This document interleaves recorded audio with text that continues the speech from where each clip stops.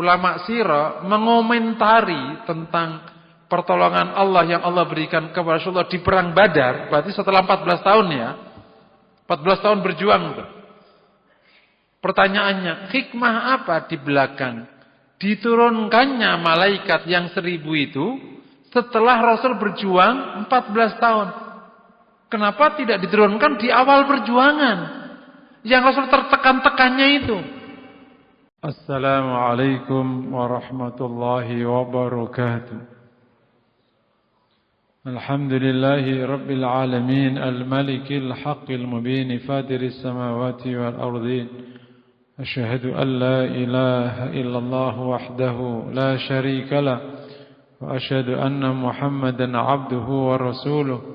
Allahumma fasalli wa sallim wa barik ala nabiyyina wa habibina Muhammad wa ala alihi wa ashabihi wa azwajihi wa dzurriyyatihi wa man tabi'ahum bi ihsanin ila yaumiddin, amma ba'd. Jamaah rahimakumullah, Bapak Ibu yang berbahagia, mari sama-sama kita syukur kepada Allah.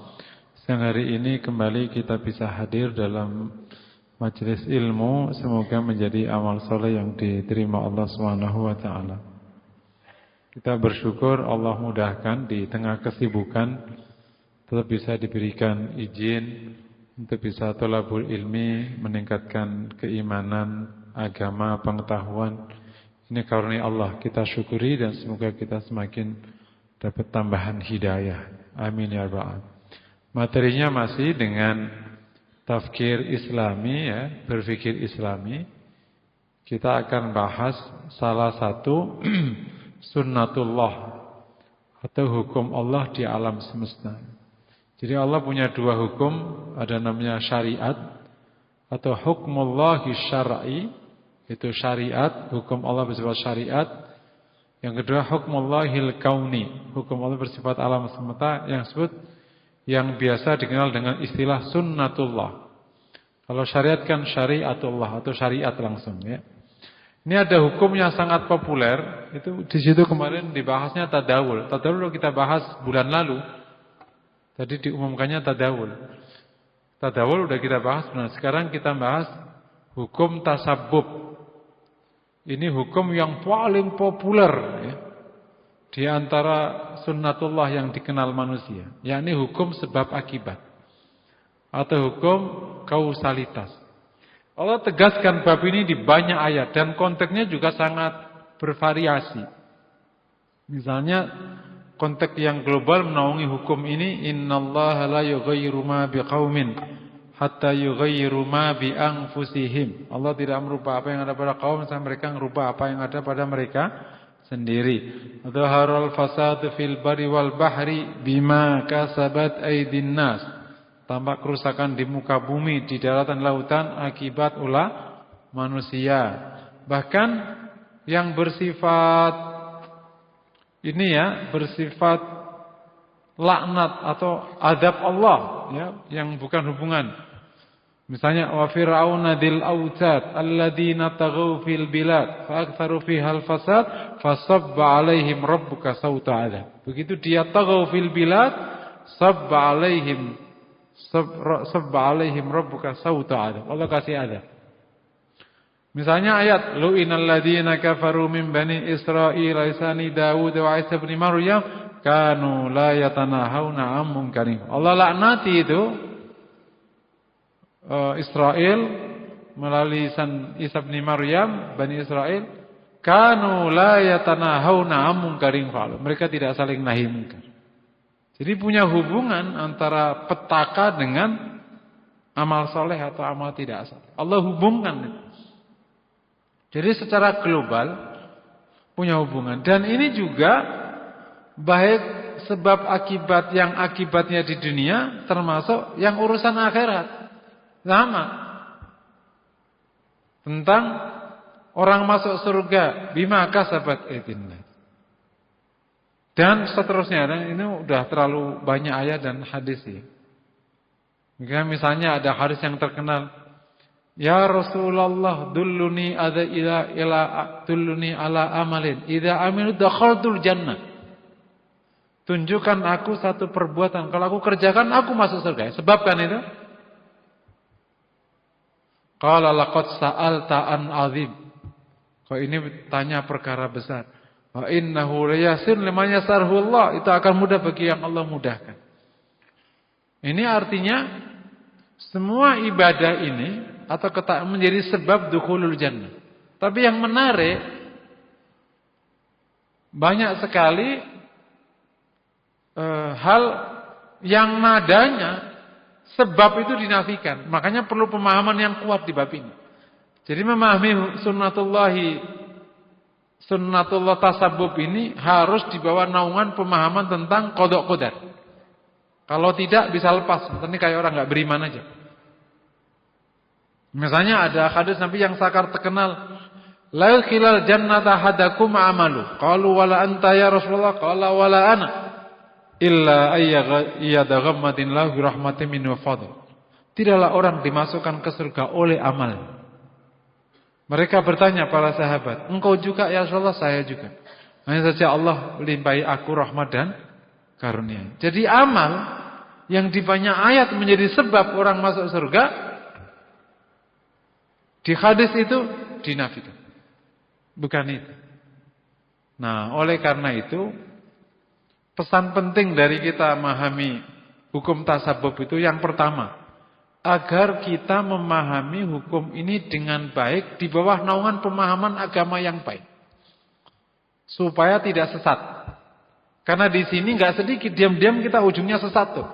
Bukan sampai kafir enggak, tapi sesat implementasi dari pemahaman hukum sebab ini menjadi kacau balau. Dampaknya terasa. Ada yang terlalu ekstrim mengambil sebab, dan mengambil sebabnya juga tidak smart, nggak cerdas mengambil sebabnya. Yang kedua, ada yang terlalu ekstrim di dalam tafwid sehingga tidak mengambil sebab. Padahal hukum sebab berlaku. Termasuk di dalam urusan kesolehan, hukum sebab berlaku. Derajat kita di akhirat, hukum sebab berlaku. Posisi kita kelak di akhirat, hukum sebab berlaku. Termasuk urusan kita di dunia, hukum sebab berlaku. Itu yang pertama. Yang kedua, agar kita setelah memahami di dalam naungan konsep agama, kita akhirnya memang serius menjalankan hukum ini dengan pemahaman yang benar. Karena harus diakui, sejak masa kemunduran, hukum ini masih sering disalahpahami oleh orang Islam. Hukum ini. Jadi implementasi praktek hidupnya itu masih sering miss. Ungkapan-ungkapan di lapangan itu miss. Yang terlalu banyak bacaan motivatornya dari orang barat, jadi kayak orang barat. Yang terlalu sering ketemu aki-aki di desa, kayak aki-aki di desa. Gitu. Ki, kenapa li enggak pindah aja? Ya, namanya juga udah hidup, Neng, gitu ya. Kita terima aja lah. Enggak apa-apa hidup. Ya faktanya harapan hidup orang Indonesia lebih rendah daripada Indonesia Jepang. Di Jepang udah 92. Korea mirip tuh. Dari situ kenapa kok pada tinggi harapan hidupnya? Karena dia dingin apa gimana? Indonesia sekarang udah naik 72 kalau nggak salah. Dulu ya pernah rendah dulu. Waktu awal-awal kemerdekaan. Itu artinya kesehatan punya dampak. Dan panjang cerita lah ya. Yang ketiga, nah setelah kita nanti punya passion menjalankan. Nomor 3, kita bisa menjalankan dengan benar dan konsisten. Sebagaimana Rasul contohkan dengan sangat apik sampai akhir hayat. Salah satu hal yang menarik. Mau tanya kita kan, Rasul pernah kalah enggak? Rasul pernah kalah enggak? Halo, pernah enggak Rasul kalah di perang? Ayo, mana? Perang mana Rasul kalah? Uhud itu enggak kalah. Uhud itu 2-1. Kan ada 3 ronde kan? Pagi sampai duhur itu ronde pertama, Rasul menang. Duhur sampai maghrib ronde 2, Rasul kalah. Terus kemudian Sabtu pagi kan dikejar. Itu kalau antum paham budaya Arab itu namanya cemen. Pernah dengar nggak ente orang Matraman 2? Coba yang ngerti Matraman 2, ngerti nggak tuh? Itu perang 1-2 dilabrak nggak keluar, berarti lo cemen, kalah. Meskipun nggak jadi perang. Sorry ya yang Matraman 2, karena saya dulu pernah tinggal di situ. Itu kalau sudah berantem gitu, dilabrak, kok nggak keluar, ya berarti lo cemen, kalah sudah. Gua tungguin nih di gerbang. Gara-gara burung doang ujungnya padahal. Itu kenapa ya orang Matraman sama orang Jakarta suka main-main burung? Kenapa ya? Manggarai itu. Manggarai, Matraman, Tegalan sama tuh orang main burung. Nah jadi nggak pernah. Karena Nabi secara persis ngitung sebab itu detail. Dan sering dilupakan para dai. Salah satu data yang menarik itu tahun ke-6 kenabian ya. Tahun ke-6. Baru berjuang 6. Rasul tahun ke-4 aja udah tertekan. Tahun ke-6 sahabat udah banyak yang kena azab. Kan banyak sahabat ngadu ke, ya Rasulullah alasna alal haq. Bukankah kita dalam kebenaran? Qala bala, betul. Terus kenapa kita hinakan kebenaran? Kita lawan saja. Kayak antum-antum kalau semangat kan lawan aja, tapi ngomong doang kan. Semangat aja gitu. Nah, Nabi kemudian menceritakan hadis panjang sekali. Wafihi, dan di dalam hadis itu Rasul mengatakan innakum qaumun tastajilun. Kalian terburu-buru. Itu kalau dalam ilmu strategi itu namanya kalkulasi Nabi matang sekali.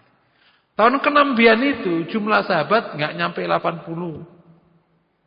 Ngelawan puluhan ribu. Kalau jenderal memaksakan perang, sementara kalkulasi kalah, itu namanya jenderal goblok.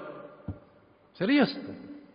Jenderal itu hanya boleh mengizinkan pasukannya perang kalau punya peluang menang. Kalau enggak dia pasti akan damai. Sun Tzu tuh. Sun Tzu sama Rasul duluan mana? Duluan Rasul ya? Duluan Sun Tzu. Pokoknya gitu. Jadi kalkulasinya matang. Makanya ulama sirah mengomentari tentang pertolongan Allah yang Allah berikan kepada Rasulullah di perang Badar. Berarti setelah 14 tahun ya. 14 tahun berjuang. Pertanyaannya, hikmah apa di belakang diturunkannya malaikat yang 1000 itu setelah Rasul berjuang 14 tahun?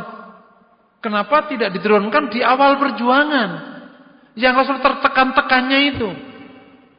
Tapi nunggu 14 tahun. Ulama sirah mengatakan, agar umat Rasul memahami bahwa Rasul mendapatkan kemenangan dapat dijelaskan oleh logika dan dijelaskan oleh hukum sebab akibat. Karena memang Rasul pasukannya 1/10, itu pasukan Nabi. Jadi kompetensi sahabat itu 1 mengalahkan 10. Kalau 314, 10.000 berarti sama dengan Nabi punya pasukan 3.140. Hitung-hitungan menang ya. Itu secara pasukan. Kedua, secara penguasaan medan, Nabi lebih menguasai medan Badar daripada orang sana.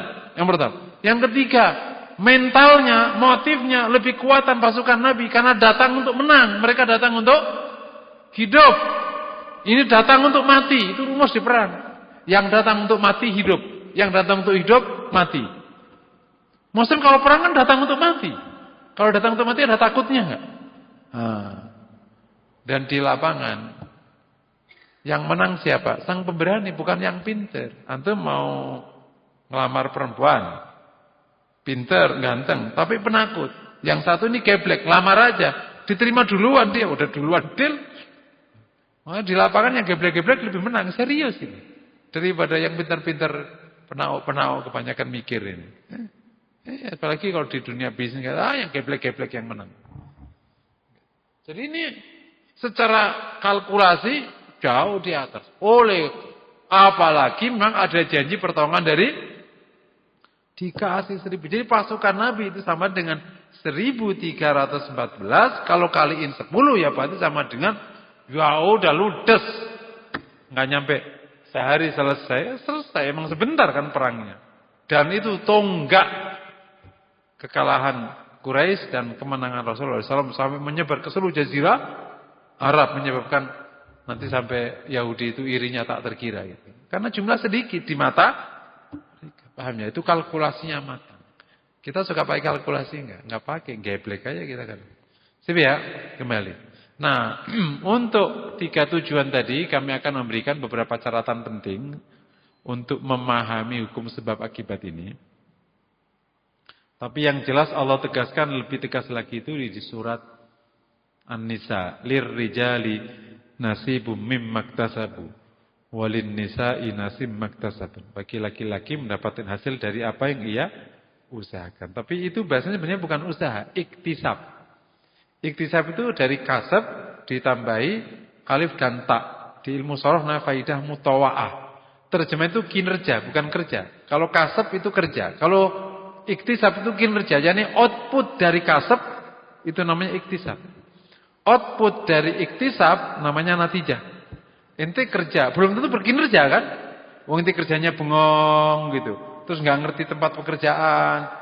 Sampai tidur nggak ngapa-ngapain. Wong pulpennya aja nggak tahu di mana tempatnya. Itu kerja tapi belum berkinerja. Yang dihitung yang kinerja. Iktisab. Kalau diterjemahkan gitu. Nah ini beberapa catatan. Yang pertama, bahwa hukum sebab akibat itu di bawah naungan keputusan Allah. Makanya Ibnu Qayyim mengatakan, hukum sebab akibat itu bagian dari takdirnya Allah. Bahasa lain, kalau Allah cabut hukum itu ya berlaku. Tapi Allah sudah tetapkan hukum itu. Paham insyaallah. Oleh karena itu, dari poin ini, di poin pertama yang paling benar, bahwa hasil itu bukanlah datang dari sebab. Hasil itu keputusan Allah mengantarkan sebabmu jadi hasil. Kalau Allah nggak antarkan yang nggak jadi sebab, makanya ada sebab yang tidak diantarkan oleh Allah jadi hasil. Contohnya apa? Lamaranmu. Dulu berapa kali ngelamar perempuan? Yang ditolak berapa, yang diterima berapa? Itu karena sebabmu nggak diantarkan jadi hasil. Kalau gitu kita nggak usah ngambil sebab. Nggak bisa. Kenapa? Karena diperintahkan oleh Allah Subhanahu wa taala. Dan Allah sudah menentukan hubungan. Tapi yang menentukan hubungan siapa? Allah. Bukan sebab pasti hasil. Enggak. Kalau gitu yang kuasa sebab namanya. Makanya di lapangan itu, sebab yang sama, kenapa bisa ketemu hasil berbeda? Ya itu karena Allah, tergantung Allah keputusannya. Tapi bagi hambanya ini, kita ini, taunya ada hukum itu, kita kerjakan aja. Oleh karena itu yang menarik, siapa yang mengambil sebab sebelum bicara hasil itu sudah dikasih pahala oleh Allah Subhanahu wa taala. Maha Rahman, Maha Rahim ya Allah. Paham ya? Oleh karena itu letak sebab itu di samping sebagai pemenuhan atas hukum sebab akibat, dia merupakan pemenuhan atas perintah Allah. Ini enaknya konsepnya. Saya ulang lagi ya. Posisi sebab di bawah naungan hukum takdir ini di samping sebagai pemenuhan atas hukum sebab akibat, ya kita ambil sebab sebagai hasil, juga pemenuhan atas perintah Allah. Oh, kita disuruh sholat, insya Allah masuk surga. Kita disuruh zakat, insya Allah masuk. Kita disuruh kerja, insya Allah nanti dikasih rezeki. Kita disuruh berobat, insya Allah sehat. Jadi posisinya itu bukan sekedar dia menjadi sebab akibat, posisinya itu adalah perintah dan taat. Begitu diperintah, ya udah kita taat. Makanya kalau ada laki-laki telah mencari nafkah, kok nggak dapat hukumnya? Nggak dosa. Dia udah dapat pahala. Meskipun akibatnya jadi Allah nggak kasih. Sedikit mau mau naik ke bapak nih. Yang wajib bagi laki-laki itu, sebentar, mencari nafkah itu wajib apa enggak? Serius saya pun nanya. Membongkar pemahaman laki-laki yang agak-agak nggak jelas ini. Semua kita laki-laki itu menjadi objek eksploitasi. Coba, mencari nafkah itu wajib apa enggak? Coba, yang mengatakan wajib apa katakan? Oke. Berarti kalau nggak cari nafkah dosa. Saya mau nanya. Kalau ada orang sudah punya uang, dikasihkan nafkah untuk istrinya, wajib nyari apa enggak? Jadi Pak, yang wajib itu memberi nafkah. Cuman karena kita gak punya nafkah, jadinya wajib nyari. Kalau udah punya gimana? Ya gak wajib nyari. Makanya harus paham itu hukumnya. Karena perintahnya apa? Liyunfiq dzu sa'atim min sa'ati. Agar orang yang punya keleluasaan harta ngasih nafkah dari keleluasaan. Jadi mencari nafkah itu wajib bukan karena hukum berdiri sendiri. Dia karena malah itu wajib ilabi bahwa wajib. Makanya kalau ada orang, aduh aku nggak bisa ibadah, nyari nafkah mulu, ya nasibmu. Apa itu nasib? Karena kamu nggak punya nafkah. Nah, kamu punya nafkah ya jadi nggak perlu lah. Oh nggak wajib juga. Mari ya. Jadi poin pertama bahwa sebab akibat itu bagian dari keputusan Allah. Allah memutuskan itu. Makanya berlaku hukum ini. Bukan hukum sebab berdiri sendiri menantang takdir. Ya enggak. Ya, itu poin pertama. Yang kedua, bagi orang Islam itu terikat dua hukum sebab. Yang pertama sebab syar'i atau asbab syar'iyah. Yang kedua asbab kauniyah. Asbab syar'i contohnya gini, ingin barokah hidupnya taat. Supaya dapat rahmat Allah, takwa. Hukum syar'i itu. Hidupmu tenang, zikir. Itu tenang kan zikir, bukan vakansi. Jangan cari sebabnya keliru. Hidup tenang, zikir. Itu tenang, sebabnya itu. Nah, nanti di belakang saya sebutkan nanti. Ada sebab, ada ikhtiar, kemudian ada iktisab. Ini harus paham tuh. Sebab itu global. Ikhtiar itu memilih sebab. Sebab itu misalnya dari 1 poin hasil, sebabnya bisa 10. Ikhtiar itu memilih sebab yang paling bagus. Nah bisa jadi selama ini kita itu ngambil sebabnya itu yang nggak paling bagus. Jadi tidak memilih sebab. Saya mau nanya nih contoh ya. Supaya dapat istri yang paling bagus itu. Ini sebabnya banyak nih di lapangan ya kita sebut. Pertama pacaran dari kelas SMP. Ini paling bodoh dunia nih. Kawinnya masih 50 tahun aja sekarang pacaran. Udah ngabisin duit, cintanya udah hilang, harus enggak gena ini. Ini paling enggak gena, tapi oke lah, ini dianggap. Kedua, pacaran mulai satu kampus. Ya. Kemudian dia ta'aruf. Tapi pakai online. Gabung di tempat perjodohan. Apalagi bapak ibunya nyariin dia untuk contoh pakai jangjing itu. Jeng kowe anak wis gede ta, Jeng? Oh iya, wis kita jodohin wae. Kan itu banyak yang jangjing gitu. Bapak punya enggak yang jangjing kayak gitu? Jeng anakmu kayaknya udah hampir kuliah. Oh nggih, itu yang jangjing itu juga jadi sebab biasanya itu di pertemuan. Terus ketemu di pengajian, ketemu di angkot. Terus barang jatuh diambil sama orang, sinetron tuh. Jatuh dia. Gitu. Itu kan sebab juga. Ini kan banyak yang bisa mendatangkan berbagai macam hal. Tapi pernah dapat kisah enggak? Ada orang yang simpel sekali dapatnya. Dia pulang dari kuliah, terus kemudian ditanya sama tetangga sebelahnya. Dek udah pulang? Iya bu, udah kapan pulangnya? Kemarin. Terus dari airport siapa nyebut? Ini Abi. Oh. Udah punya calon belum? Ya belum lah Bu. Mau enggak sama anakku? Ya ibu macam-macam. Tanya bapak. Tapi kamu niat? Ya insya Allah lah. Enggak kerja dulu. Udah dikasih saham sama babe. Jadi enggak perlu. Tinggal masuk aja. Serius nih? Ya udah. Ntar samain sama Abi. Bi, itu sebelah nawarin. Gimana? Ya itu memang teman kecilmu, dia juga. Ya udah, aku datang besok. Ini gimana? Udah kita cepetin aja daripada kita juga tetangga cepet udah tahu. Siap. Kapan nikahnya? Besok aja.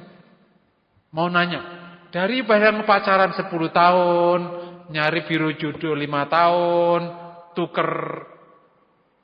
Enakan mana? Yang kayak itu apa yang gampang? Jadi ada sebuah ungkapan yang menarik. Bukan ungkapan, ini hadisnya Wilson. Idza qadha amda. Kalau Allah itu putuskan, Allah akan jalankan. Yakni Allah akan kasih sebabnya. Makanya kita nggak usah congkak terhadap keputusan Allah. Terkadang kita ini untuk mendapatkan hasil, itu sebabnya ngelingker kemana-mana. Pernah nggak ada orang lingker? Dia sudah kesini sampai pusing. Ya Allah pusing. Loh kamu udah pendapatnya? Nggak tahu. Katanya kalau pokoknya tahun depan nggak nikah, kamu keluar negeri. Mama nggak bisa melihat kamu nggak begini bentuknya, bikin ribet aja. Sore-sore pas ada alumnian, siapa yang ada di kota alumnian? Ketemu. Lo mana suamimu? Ngina. Lah kamu? Umurnya udah 38. Terus gimana? Aku diancam sama mamaku suruh nyari istri. Lo aja deh jadi istri gua. Enak aja lo. Ya udah kali cocok. Daripada aku udah muter nih. Sama aku juga udah muter. Yaudahlah. Tapi enggak usah rame-rame. Ya udah besok sore kita nikah. Siap. Itu namanya menghabiskan umur 10 tahun ketemunya pekgo. Lah kenapa enggak dari kemarin yang nyuk gitu. Ngerti enggak? Itu namanya tidak dapat taufik mengambil sebab. Makanya kenapa harus berdoa dikasih sebab yang baik. Kenapa sebelum ngambil sebab tawakal pada Allah, Allah antarkan sebabnya. Meskipun memang secara otak you punya ruang, Allah kasih ruang kita milih-milih, tapi kalau Allah tutup, ya enggak semua. Makanya ada doa ihdinas siratal mustaqim, minta hidayah setiap hari. Hidayah itu ada 3. Yang pertama hidayah amma, masih ingat enggak materi ini? Hidayah amma, hidayah umum. Itu adalah hidayah Allah kepada hambanya, baik manusia atau non manusia, termasuk hewan-hewan, muslim dan kafir, untuk kemaslahatan hidupnya. Allah tunjukkan, nanti kalau jalan, kan kita mau jalan tuh ke kanan ke kiri, lewat tol atau non tol. Nah, kan sering ketemu, ya kejebak nih, keliru. Benar enggak? Nah, itu karena tidak dapat hidayah dibagi itu. Kalau dapat hidayah, kita lewat tol, non tol aja. Kita naik kereta. Benar.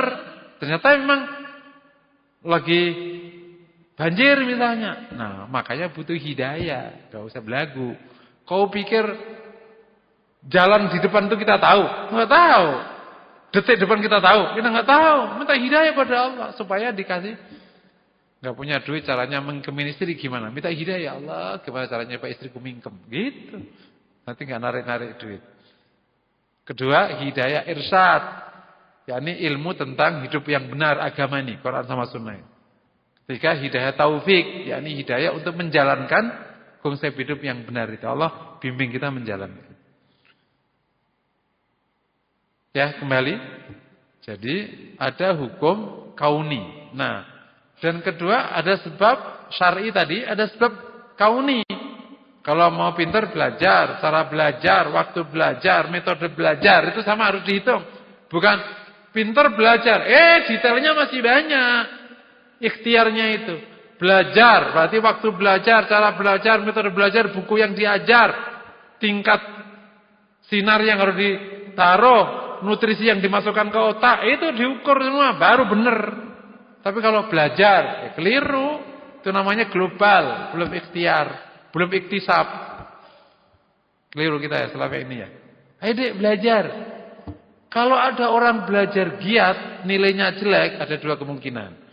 Otaknya enggak jalan, dia tidak suka, cara belajarnya keliru, nutrisinya kurang, lampunya kurang, waktunya enggak tepat.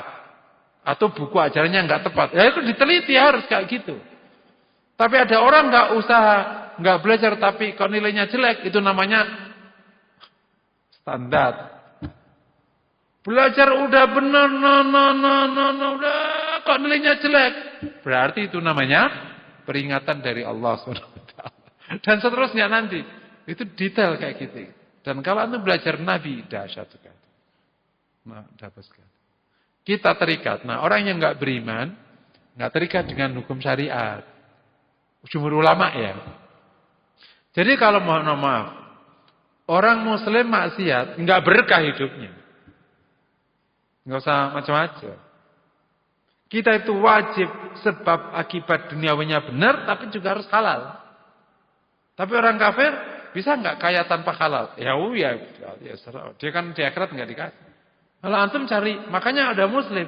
Kok maksiat, kok lancar hidupnya? Berarti namanya sudah di luar area, sudah di istidraj. Kalau aslinya tetap berpengaruh. Baik untuk urusan dunia maupun urusan berlaku hukumnya. Untuk urusan dunia sebab kauni sebab syar'i dijalankan. Untuk urusan akhirat sebab kauni sebab syar'i antum kalau mau dapat posisi tinggi di akhirat, duitmu banyak. Duitmu dikit ya sedekahnya berapa? Nah, itu contoh. Antum mau tinggi posisinya, ya punya posisi supaya amal solehnya. Tapi kalau enggak punya gimana takdirnya? Ya harus punya. Apa? Mengalahkannya lewat cara ini, cara gitu semua. Harus menggunakan semua proses hukum kaun yang dimaksimalkan untuk mendapatkan gain yang tinggi di akhirat. Enggak bisa sengaja ya pokoknya kita seibadahnya entahlah. Ya enggak bisa. Kenapa sahabat itu tinggi posisinya? Dia paling kontribusi paling besar di Islam ini. Enggak bisa dinafikan. Ya. Baru yang kedua nih. Nanti ada catatan ketiga, catatan keempat, catatan kelima. Kelihatannya kita akan bahas lagi di pertemuan berikutnya. Ini sudah jam 1 lebih. Mungkin sampai di sini. Assalamualaikum warahmatullahi wabarakatuh.